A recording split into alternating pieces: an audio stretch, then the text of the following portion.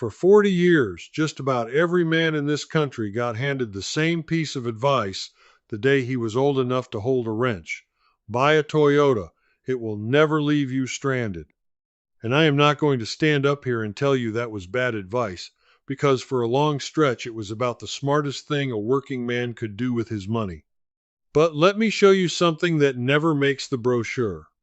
Right now, Toyota is recalling somewhere around 270,000 trucks and SUVs in this country to pull the engines out and drop new ones in.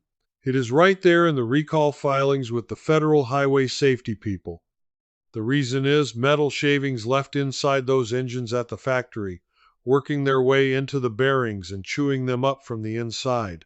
We are talking about the 2022 through 2024 Tundra and a couple of the Lexus models running that twin-turbo V6.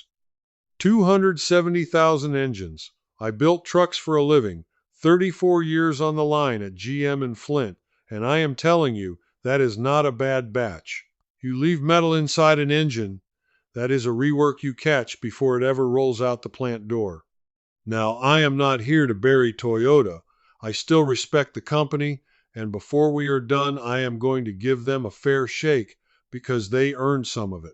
But I will tell you the one thing the fella at the dealership never does. The badge does not turn the wrench. There are 4 brands sitting in American driveways today that will go every bit as far as that Toyota while costing you thousands less up front or at the repair counter, and plenty of times both. I am Frank. I am 71. I spent 34 years building Chevys and Sierras at Flint Truck Assembly, worked my way up to Master Tech, and I have had every one of these brands up on my own lift. This is not me guessing. It is recall filings, it is the reliability scores out of Consumer Reports, and it is a lifetime of the same trucks coming back to me for the same reasons. And I have got nothing on the table to sell you. We are counting down 4. Number 4 is smart money. Number 1 is the one I would spend my own hard-earned on. The engine that will still be dragging a loaded trailer up a grade long after the truck wrapped around it has rusted into the dirt. And no, not one of these is perfect. I will hand you the catch on every single one, because there is always a catch, and the dealer is counting on you not knowing it. Let us get into it. Number 4, Kia. And I can hear a good number of you reaching for the remote already, because your old man told you Kia was throwaway Korean junk. Here is the trouble with that. Your old man has been carrying 20-year-old information. The Kia sitting on a lot today comes with a 10-year, 100,000-mile powertrain warranty. Toyota gives you 5 years and 60,000. Sit with that a second. Kia is so sure the thing holds together that they will back the guts of it for twice the years and 40,000 more miles than the outfit whose whole reputation was built on lasting forever. And when something does let go, you are not paying the Toyota markup at the counter. A Sportage or a Sorento stickers under a comparable RAV4 or Highlander, the parts run at regular money and the labor is nothing exotic. Here is your catch, because I promised you one. That long warranty belongs to the first owner. Buy it used and you drop to 5 years. 60,000 from the day it first sold, so know what you are getting. And I would steer clear of the older ones. The 2011 through 2018 cars with the 2.4 that had the engine fire recall, and the turnkey models the kids figured out how to steal off a driveway. Buy a newer one, built after they sorted all that out. Do that, and a Kia that goes the distance for half what a Toyota costs to keep, that is not the gamble your old man still thinks it is. That is not a roll of the dice. That is arithmetic. Number 3, Mazda.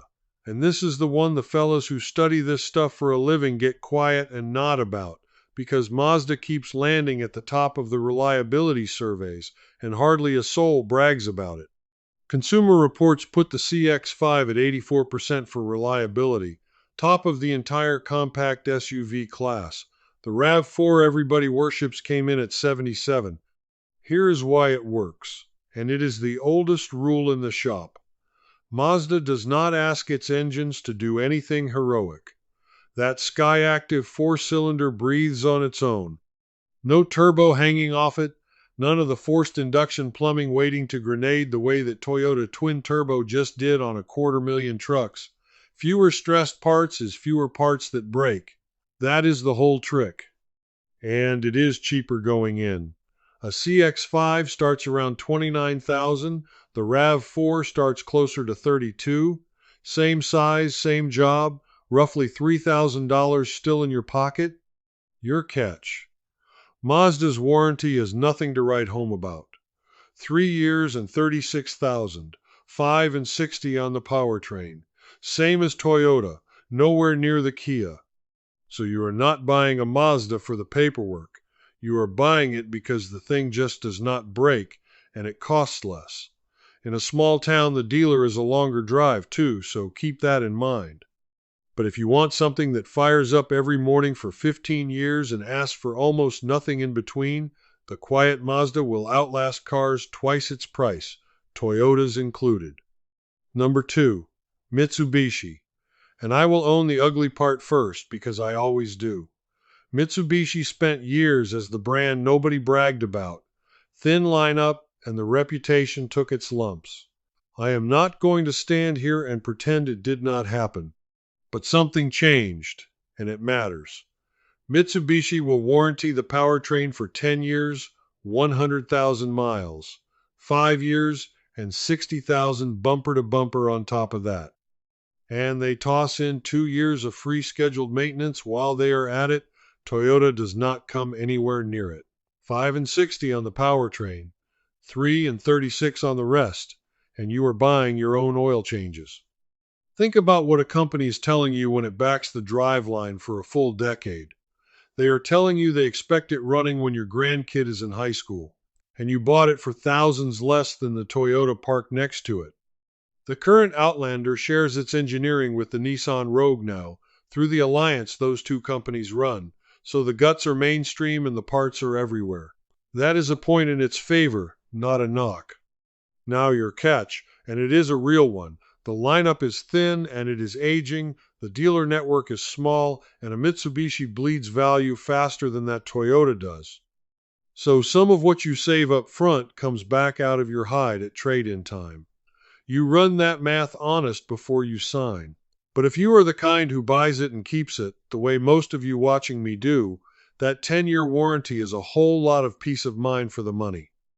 A Mitsubishi looked after right is one of the smartest dollars per mile buys on the road, period. Quick thing before I give you number 1. If a guy who has spent his life under trucks and has nothing to sell you is worth a few seconds, do me a favor and tap subscribe. All right? Number 1. And if you have hung with me this far, you might already have it, because when you get a room full of mechanics off the record and ask which one we would actually spend our own money on, a whole lot of us land on the same answer: a Ram with the Cummins in it. And let me say something that ought to carry a little weight. I built Chevys and GMCs for 34 years. I bleed a little GM. And here I am telling you to go look at a Ram. That is how good this engine is. Here is the part folks do not connect. Cummins does not build car engines. Cummins builds industrial diesels, the kind meant to run 1,000,000 miles hauling freight and never think twice about it. And the 6.7 they drop into a Ram 2500 comes straight out of that world. It is barely working in a pickup. Understressed, simple, not trying to be clever, and in my line of work, simple is what lasts. That engine routinely runs 350,000 to 500,000 miles. I have watched the driveline, the suspension, the body all give up while the motor is still pulling like the day it left the line. Now I have to be straight with you on the money, because I will not lie to you to win the point. This one is not cheaper on the window sticker. A Ram 2500 starts around 50,000, and that Cummins is another 12 on top of it. Toyota does not even build a diesel work truck to put against it, so the value here is not cheaper to buy. It is cheaper by the mile.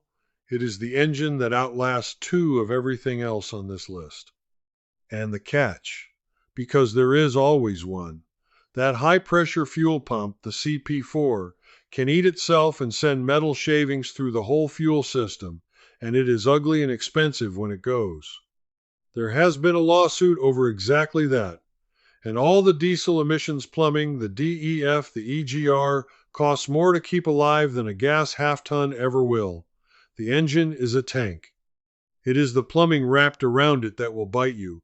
But a customer walks into my shop and tells me he just wants something that will not die. I point him at that Cummins and I sleep fine that night. Now, before the Toyota faithful set the comment section on fire, let me give the company its due, because fair runs both ways, and I told you I would. Toyota still wins 3 things, and not one of them is small. 1. Resale. Nothing on this earth holds its money like a Toyota. A Tacoma keeps about 80% of its value after 5 years. A Tundra is right behind it at 78. Best in the whole business, hands down. You pay more up front, and you claw more of it back at sale time, and some days that makes the pricier Toyota the cheaper one to actually own. Run that number honest before you sign a thing. 2. Parts. Everywhere. You can break down in the middle of nowhere, some little town with 1 traffic light, and that shop can still have a Toyota part in by morning. Every parts counter in America knows a Tacoma. The smaller brands and the brand new arrivals cannot promise you that yet, and out on a back road that is a genuine feature. 3. In all fairness, on that engine recall, it is a specific defect on a specific twin-turbo motor, and Toyota is fixing it under warranty. They have already dropped in more than 70,000 new engines.